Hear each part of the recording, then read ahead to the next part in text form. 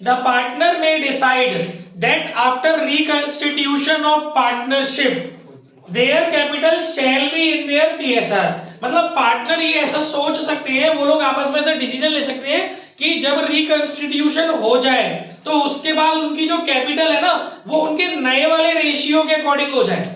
ठीक है, पार्टनर चाहे तो ऐसा डिसीजन ले सकते हैं कि रिकंस्टिट्यूशन के बाद जो अब उनकी फर्म में कैपिटल होनी चाहिए वो उनके नए वाले रेशियो के अकॉर्डिंग होनी चाहिए। अगर ऐसा वो लोग डिसीजन लेते हैं तो फिर क्या होगा, adjustment will be required to give effect to it. अगर ये डिसीजन वो लोग लेंगे तो इसके लिए आपको एडजस्टमेंट एंट्री करनी पड़ेगी एक।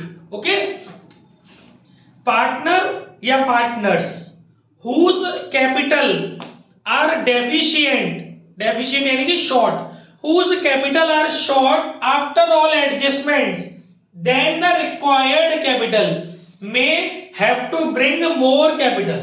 मतलब अगर जो भी देखो, जब रेशियो के अकॉर्डिंग करने के लिए हमारे नए वाले पीएसआर के अकॉर्डिंग करने के लिए हमें पहले रिक्वायर्ड कैपिटल निकालनी पड़ेगी हर एक पार्टनर की कि भैया अब नई फर्म में रेशियो के अकॉर्डिंग करने के लिए हर पार्टनर को कितनी रिक्वायर्ड कैपिटल है। फिर उनकी एग्जिस्टिंग कैपिटल फाइंड आउट करनी पड़ेगी आफ्टर ऑल एडजस्टमेंट्स, जिसको एडजस्टेड कैपिटल भी बोलते हैं। फिर आप ये देखेंगे कि अगर बेटा एडजस्टेड कैपिटल रिक्वायर्ड कैपिटल से कम है तो वो क्या करेगा, उसको लेके आना पड़ेगा जितना भी शॉर्टफॉल है। ठीक है, एडजस्टेड कैपिटल रिक्वायर्ड कैपिटल से अगर कम है तो जितनी कमी आ रही है, जितनी डेफिशिएंसी आ रही है, जितना शॉर्टफॉल आ रहा है वो उसको लेके आना पड़ेगा। दूसरा, while partner या partners whose capitals are in surplus of the required capital may withdraw surplus और एक्सेस कैपिटल। और अगर किसी पार्टनर की या फिर एक से ज्यादा पार्टनरों की जो हमने रिक्वायर्ड कैपिटल फाइंड आउट की है वो उससे ज्यादा ही है उनकी adjusted capital after all adjustment, तो वो बंदे अपनी कैपिटल को निकाल करके ले जाएंगे फॉर्म में से। ओके, डेफिशिएंसी हो या सरप्लस हो of capital may be adjusted through partners current account also.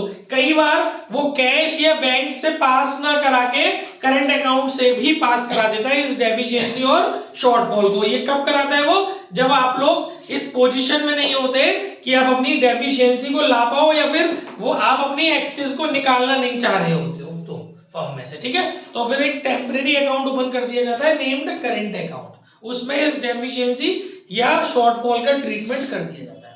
अब इसमें दो एंट्रीज है छोटी सी, for adjusting shortage of capital.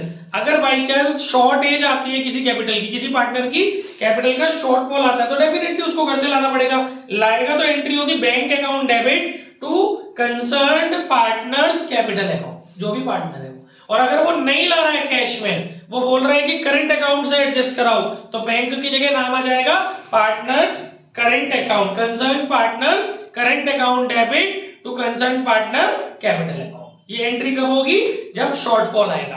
Cash में ला रहा है तो बैंक डाल देंगे, और कैश में नहीं ला रहा है करंट अकाउंट से एडजस्ट करवा रहा है, ये क्वेश्चन में मेंशन होगा तो आप वहां पे डाल दोगे डेबिट बैंक अकाउंट की जगह क्या चीज डेबिट करोगे, पार्टनर्स करंट अकाउंट। ओके, अच्छा अगर इसका अपोजिट कर देंगे, अगर एक्सेस हो रहा है, अगर हमारा पैसा एक्सेस है, किसी पार्टनर की कैपिटल फर्म के अंदर एक्सेस है, तो आप क्या करेंगे, वो पार्टनर उसको विथड्रॉ करेगा, तो क्या एंट्री होगी, partners capital account debit to bank account. और अगर करंट अकाउंट से ले जा रहे हैं तो बैंक अकाउंट की जगह partners current account. I hope clear हो गया होगा। अब मैं आपको दो क्वेश्चंस करा देता हूं, फटाफट से जल्दी से देख लेते हैं। क्वेश्चन नंबर एग्जांपल 19 टीएस, कल 46 डीके तक तो भेज ही दिए थे परसों। लो बेटा भेजो एग्जांपल 19 टीएस।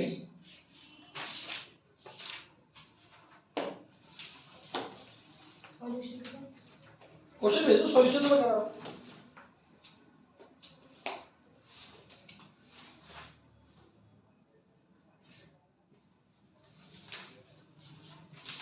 पॉज कर ले बेटा।